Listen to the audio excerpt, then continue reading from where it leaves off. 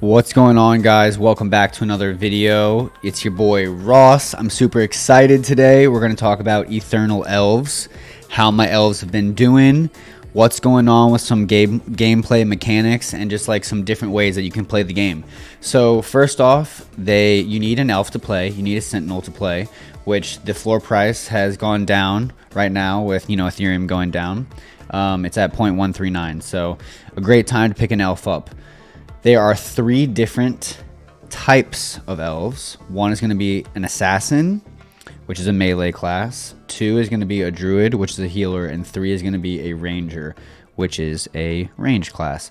Now, it's not so much about healing, melee, or range. It's more about the attack points and the health points that each class has.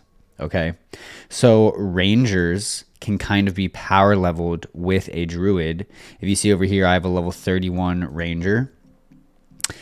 You send these sentinels on campaign missions. If you choose to play the active campaign, you would come here into play, select your elf, go over here, click actions. Passive, you can earn Ren with 7, 14, or 30-day time periods. Now, if you stake for 7 days and pull out the 8th day, you're only going to get Ren for 7 days.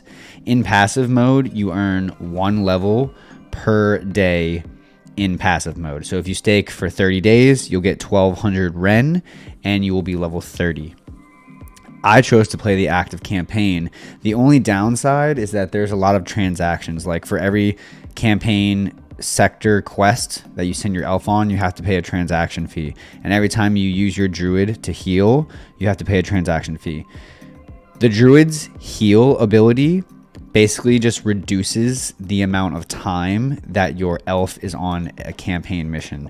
So for example, if I want to send my level 31 elf to this place, level 30 required, this is they just opened up this campaign with 2 minutes ago. So they just opened up 3 new places, level 7 required, level 14 required, and level 30 required. Now, the higher level ones, if I press next, they're going to have sector 1, 2, 3, 4, and 5.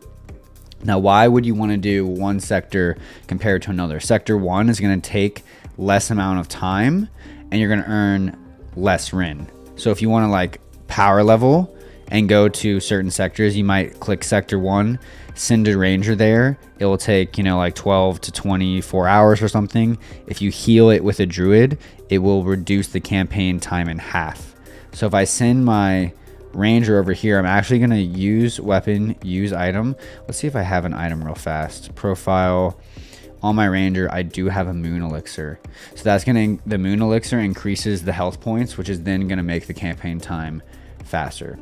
Okay, so for sake of this, let's send my elf to this campaign. We're going to go to this one next, sector 5.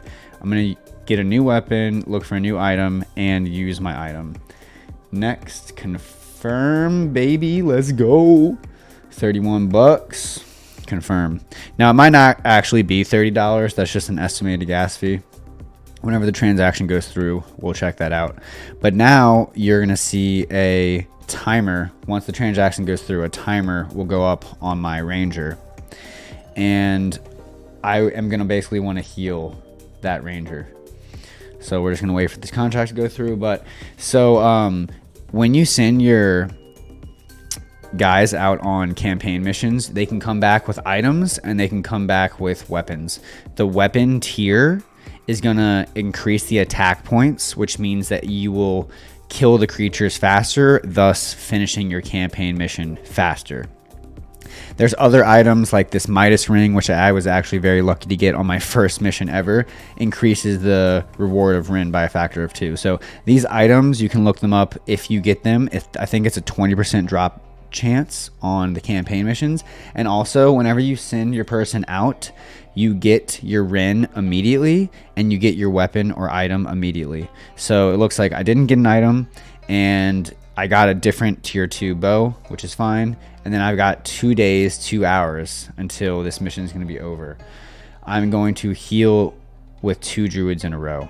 So I'm going to heal with 1 druid to reduce the time in half. Heal, I think it's 2497 is my ranger's number. We'll confirm the heal. And then we'll go over to my other druid, select heal, also 2497, so that we will reduce the half cooldown in half again. So we'll see that when we go over there. Now I'm going to take my assassin, and let's do a little bit of recon real fast. So my assassin is level 19. I cannot send him to the new level 20 place. So I'm going to have to make a decision. Campaign. Let's see. Now, each one of these campaigns will take different time and reward you with different amounts of Ren. Now, you want Ren because right now the only way to mint more elves is with Ren. And you see these different tiers, right? Once 4,000 elves were minted with 60 Ren, or first it was the public mint up to 3,000, and then they had another 1,000 for 60 Ren. That went so fast, it was gone in less than a day. Then it went to 180, now it's at 360, and if you see there's 4748. Once it gets to 5,000, it'll go up to 600 Ren for the next 500, then 900 Ren for the next 500, and then so on. You can see. So the elf count, it becomes more expensive and more scarce over time, which is making people want to play the active campaign, because really within a 30-day period you will progress a lot faster than if you were doing just passive staking. Whew.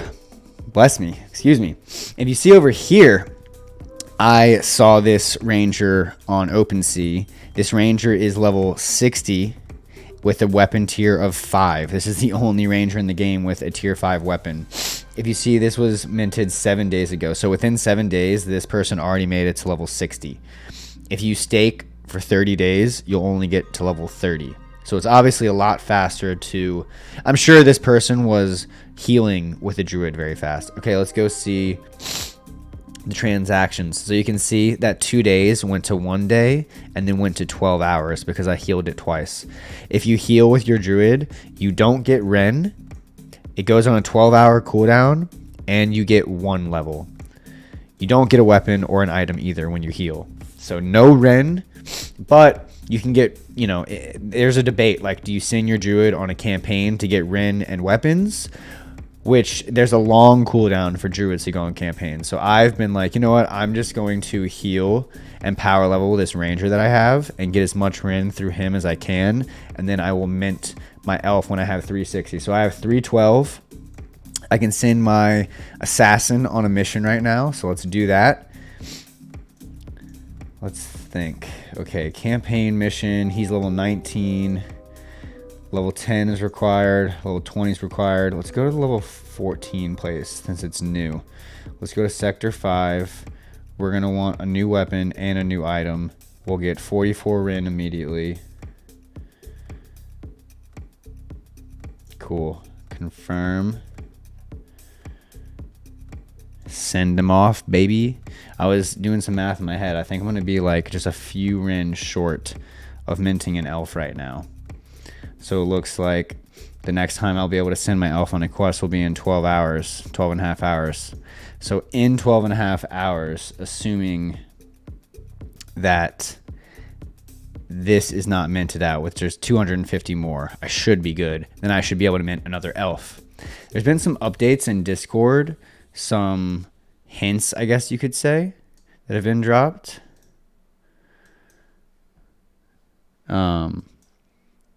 Discord is not letting me open it up over there, so we'll come here. But there's been some hints that have been dropped about some artifacts and things that you'll need to be able to mint an elder.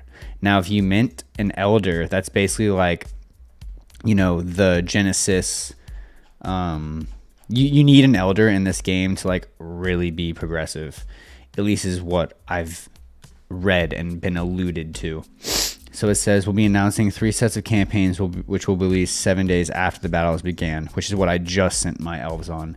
The current waves of sentinels fought long and hard. Some will fight Some will be the first to receive remnants of creatures with which left behind skulls and bones. These will not only be embellishments, but additional utility for the Sentinel class. Not sure what that is, but it's something.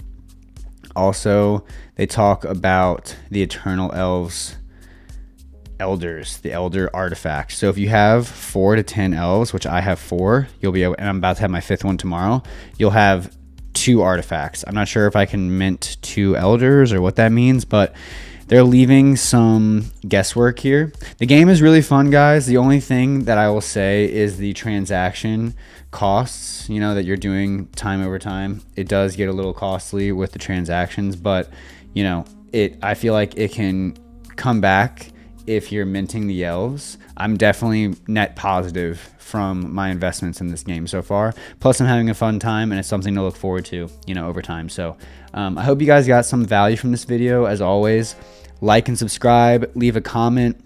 Any questions that you have or anything that you want to see next, I would love to make a video for you guys. Also, I love to just send a little positivity. I'm a fitness nerd. I love fitness. I'm a health coach, so I always like to say, just commit to yourself, guys. No one's going to do the work for you.